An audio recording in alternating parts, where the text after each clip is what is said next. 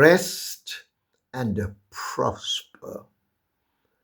We have combed through the Old Testament, that section of the Bible which was there before Jesus came on the scene. Well, long before he came on the scene, because between the Old Testament and the New Testament, there would be 400 something years left that's not accounted for.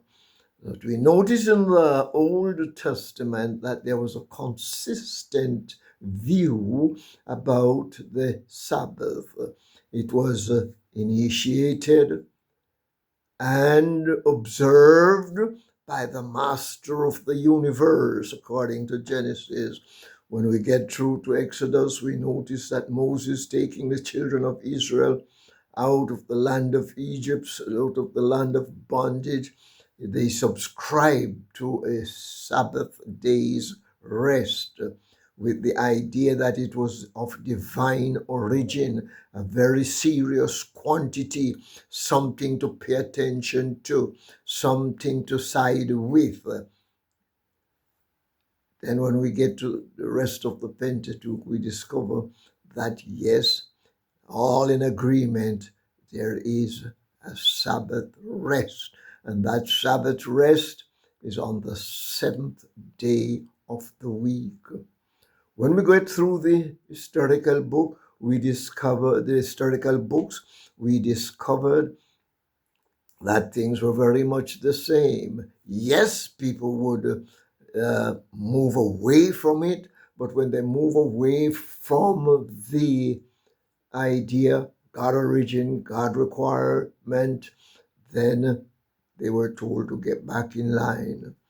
Then we move through and we notice that the prophets, they emphasize very much that the Sabbath rest was something to bring the people in harmony with the master of the universe, with nature, with one another.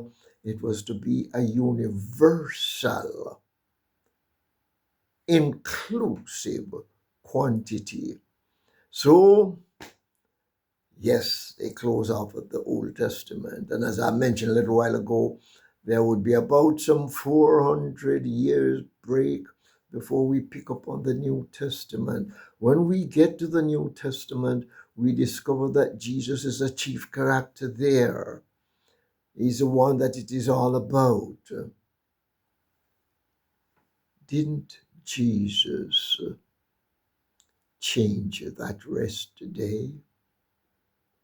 Didn't he establish something else? Well, when I worked through the gospel, I discovered that he observed the Sabbath rest on the seventh day, and the rulers of the Jews also observed the seventh day. Yes, they were both doing the same thing. Jesus was looking at the Sabbath, keeping the Sabbath holy. The Jews were doing very much the same thing. Same day, different interpretation. Same day they're talking about. Same Sabbath rest. Same, let's go to the synagogue and worship. Different interpretation. Different interpretation. And you will find that throughout the ages, that's what it is. People are talking about a rest day, but different interpretation. Now, when we look at what was happening with the leaders of the Jews, they were very strict about the observance of the Sabbath. You don't do this, you don't do the other, you don't do this, and you don't do that. No, all of that, we would not say it was meaningless. To them, it was meaningful. After all, didn't they say in the Old Testament that you shouldn't carry any burden? You shouldn't be up and down, trading on the seventh day, the Sabbath. Didn't they took a man out of existence because he did not worship on the seventh day? Hmm? Didn't Nehemiah warn the merchants that if they come in with the baggages on the Sabbath day, he's going to lay hold of them and teach them what the Sabbath principles were? So we find that the rulers of the Jews, the religious leaders, they seem to propagate a Sabbath rest which did not quite include all humanity. Let me tell you what I'm saying there. The man is sick and lame. Good luck to you. You stay where you are. We're going to worship. You're blind, you can't see to come to church. Well, we're going to worship because we have to meet with the master of the universe. Good luck to you. Jesus would be challenging all that.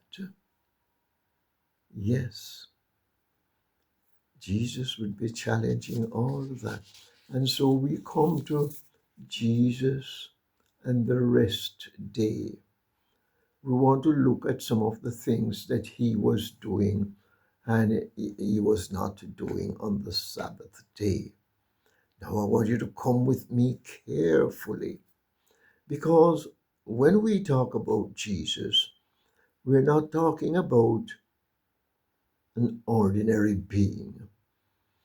We're talking about one who claimed to have such affinity with God.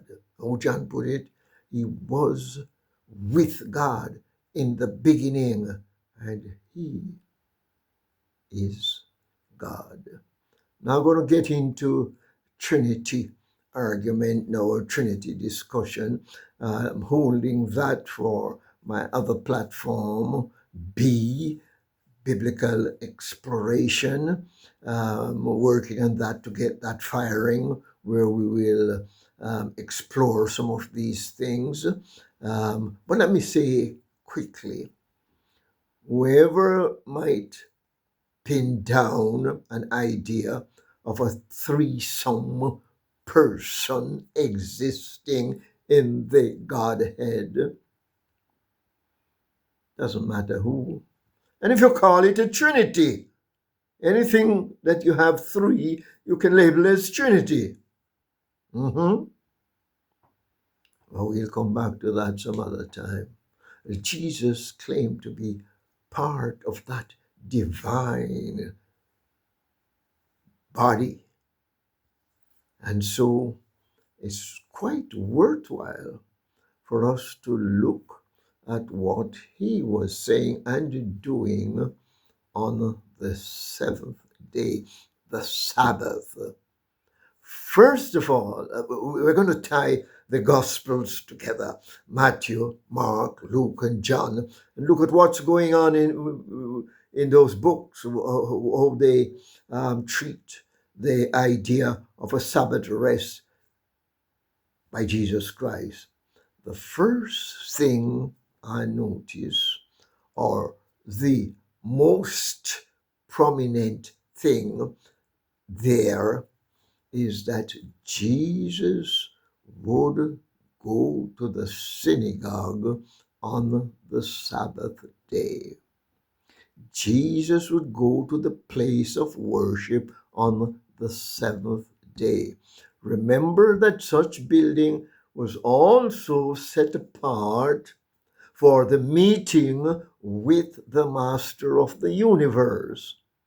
Jesus, in the form of man, would go to the synagogue. Jews would also go to the synagogue. So what's the difference?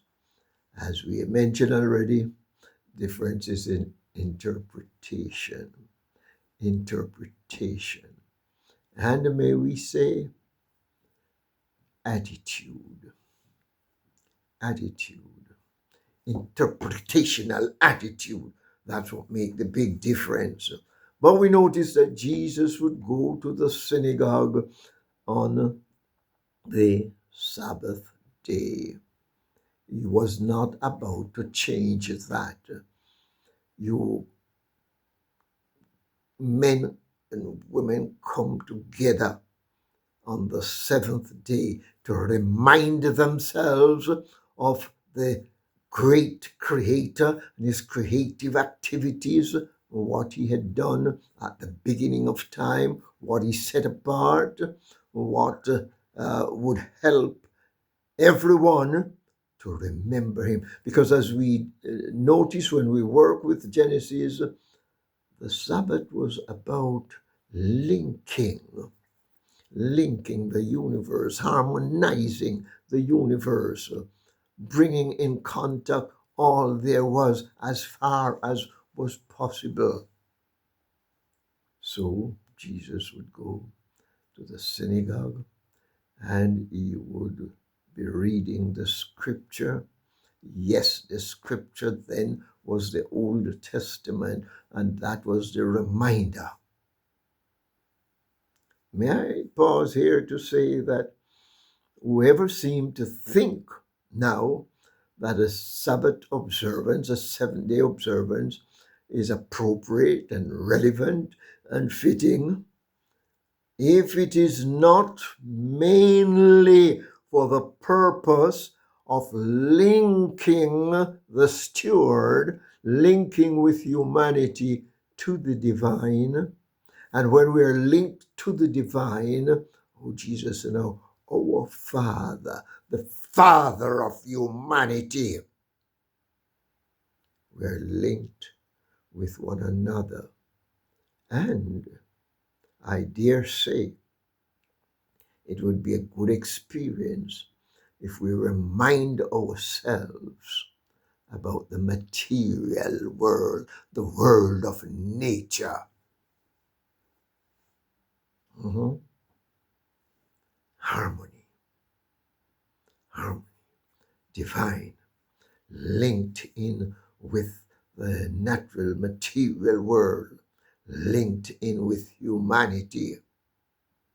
One writer, one of my favorite writers, said, one of the reasons why we have so many problems, so many crime, so many different trouble here and there, it's because men have forgotten the true purpose of a Sabbath rest.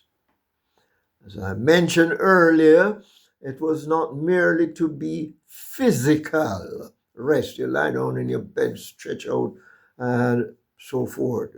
It was to be physical, spiritual, social, intellectual, and material. You bring those together and you begin to have proper Sabbath rest. And that's what Jesus was about to show them. So he would go to the synagogue. Jews, you're going to the synagogue. Scribes, you're going to the synagogue. Yes, I'm going to the synagogue too. Is a very manner of participating was portraying acceptance and appreciation for a day of worship. And that day was the 7th day of the week. Didn't change anything about that. So he went to the synagogue on the 7th day. The Bible tells me that he get up and he was go through the scripture with them and interpret for them. But somehow, yes, we are seeing a difference between Jesus and the religious leaders. Let's go on a little further and see something that Jesus would do on the Sabbath day. Jesus healed people on the seventh day.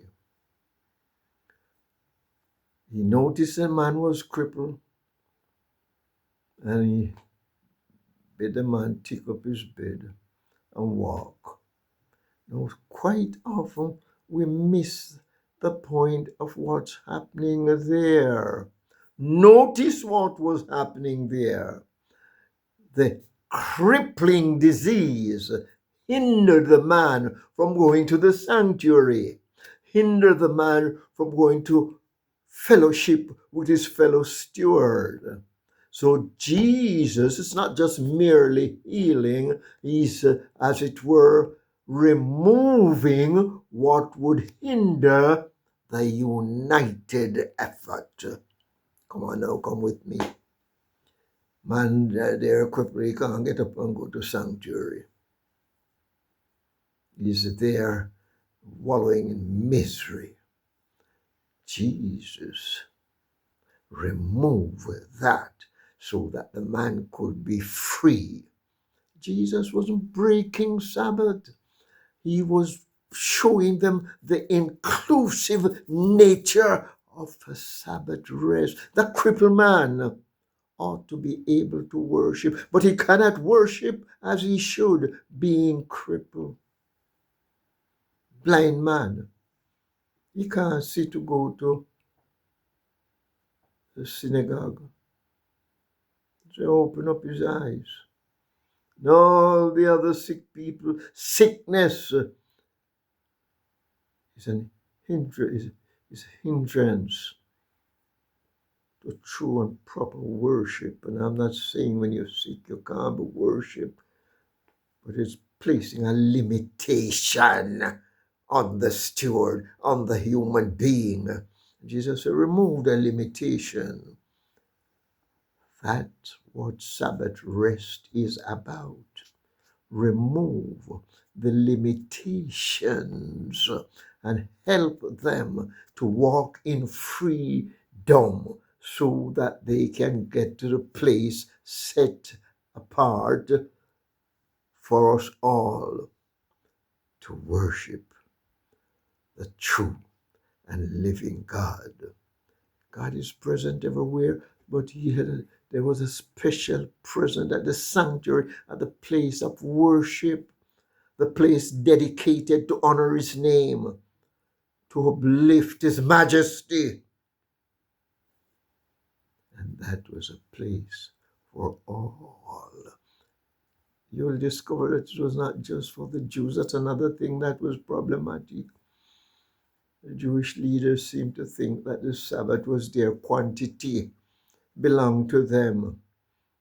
And it set them apart so much that they didn't want to have anything to do with other people. But it was to be all inclusive. Jesus was not breaking the Sabbath, but he was showing them that there's a case of necessity, there's like a case of need. Do something about it. The same is true when the disciples were hungry. They need something in their stomach. And he allowed them to gather some food on the Sabbath day. That's Sabbath breaking. When you go to church hungry, the hunger pain is gnawing away. How much can you really take in? How much can you reach out? There's a limitation again. And Jesus is saying to them, remove the limitation. The scribes and Pharisees say, no, we're not going to remove no limitation because the limitation is taking away from. Jesus said, no. When I remove the limitation, that is removing, that would take them away from the master of the universe. So you see the big difference. When there is a need, not negligence, that's what was brought out with the people who gather the manna during the week and try to get it on the Sabbath day. That was negligence. Jesus isn't catering for negligence. He's catering for genuine need. There's a need. There's a limitation.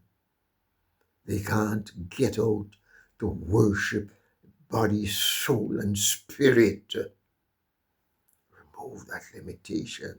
Let's go worship together.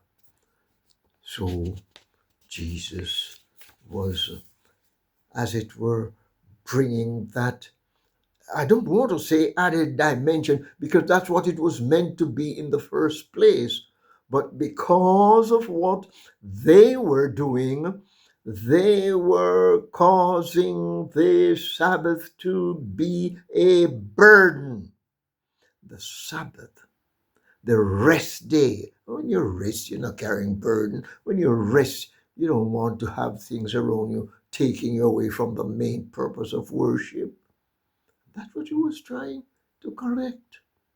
He said, now when a man is going lame and limp, disheveled, something is missing. The true value of humanity is not manifested there. Remove it. Let him be a man. Let him come. And let's seek the master of the universe as we fellowship with one another, as we work with one another. You can't talk about love for God without having love for humanity. He said, no, that's what the Sabbath is about. Sabbath is to help you realize that your family circle, every member of the family, the stranger in your gate, the animals out there. He said, no, you have your sheep, and if you fall down, you will get up and you will take it out. Yes, you're catering for that in that area. Make it a full-scale thing. Include your brother. He needs to have the quality life, to enter into the quality worship, to meet the quality God. He let them know that the Sabbath was made for man. The Sabbath was made for man. That's a big one. Sabbath made for man. It was not made to reduce man to a sort of non-entity, a slavish go to church being, crying out, Master of the universe, and you are a stumbling block to others. No.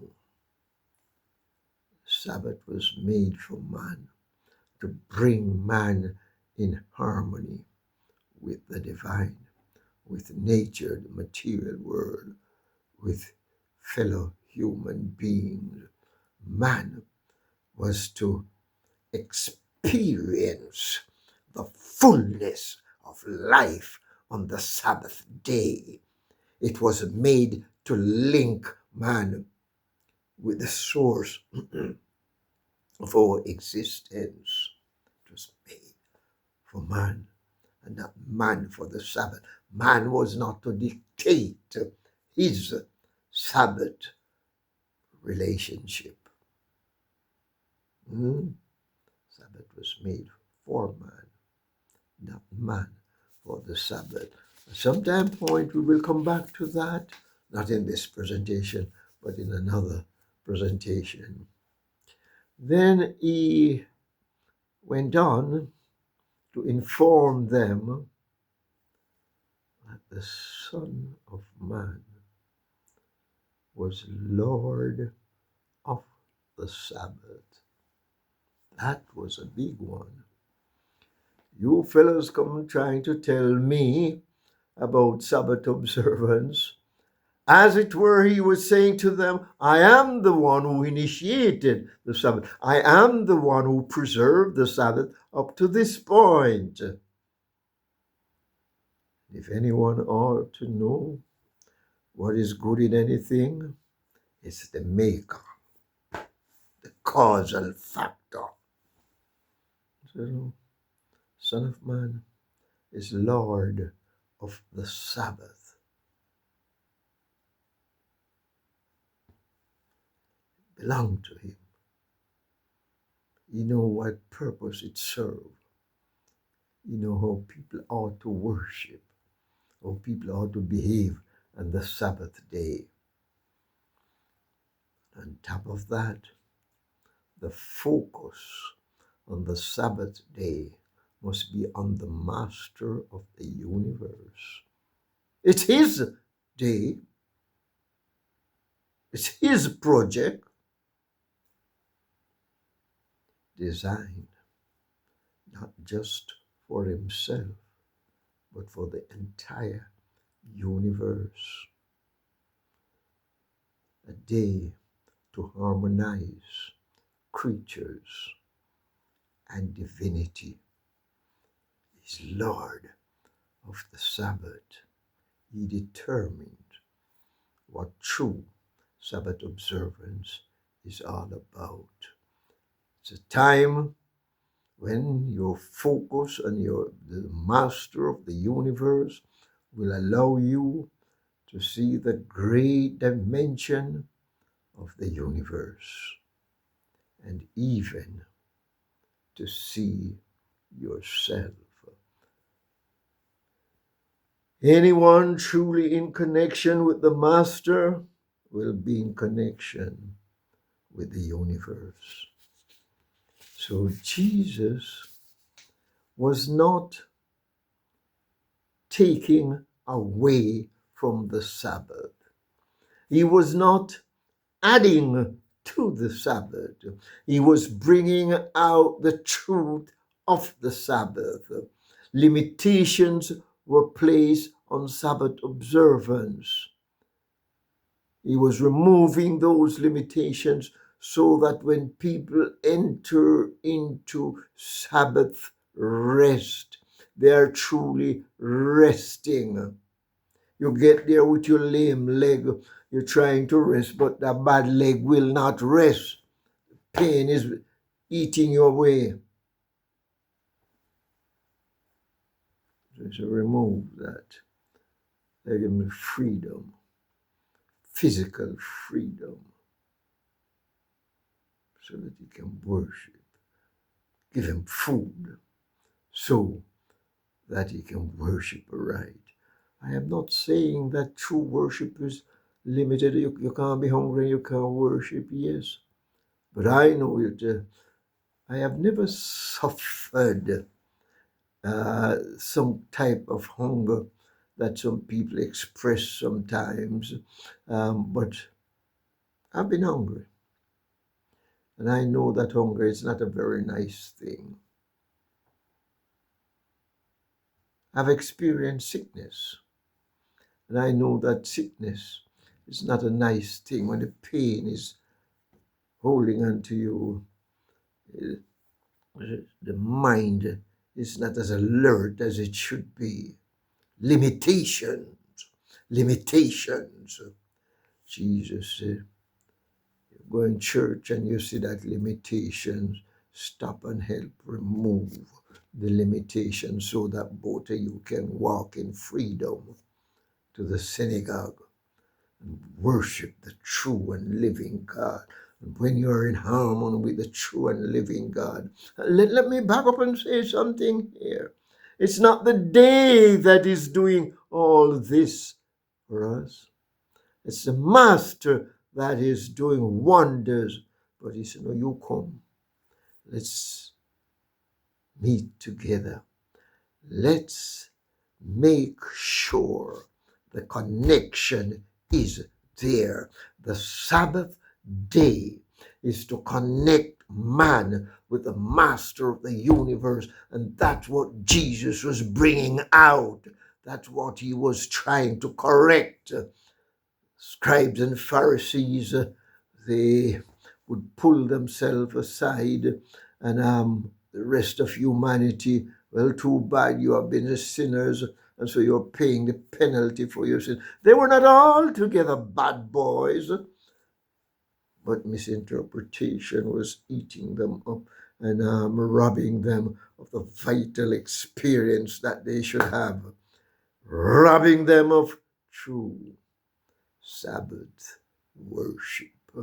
Not to worship the day, but to worship the Master of the universe on that special day. Set aside, sanctified. Jesus entered into that experience, but he was showing them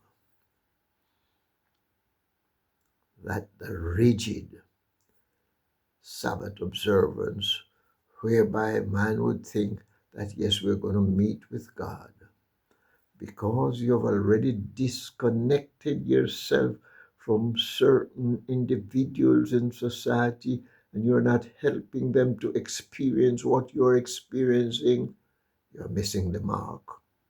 You're missing the mark. That is one of the great problems with humanity, even up until today.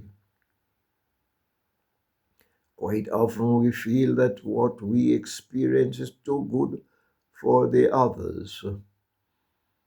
And so we have that exclusiveness. And we believe that that exclusiveness is making us worthy, making us strong, making us stalwarts. In this case, inclusiveness ought to be the order of the day, the seventh day. As many around, as many as can, join together. And if there are going to be some people outside of that, let it be their choice, not because of your doing.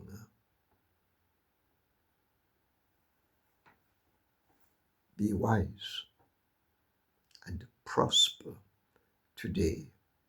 And if you have gained any little benefit, remember to like, share, comment, and subscribe. See you in my next video. Be blessed.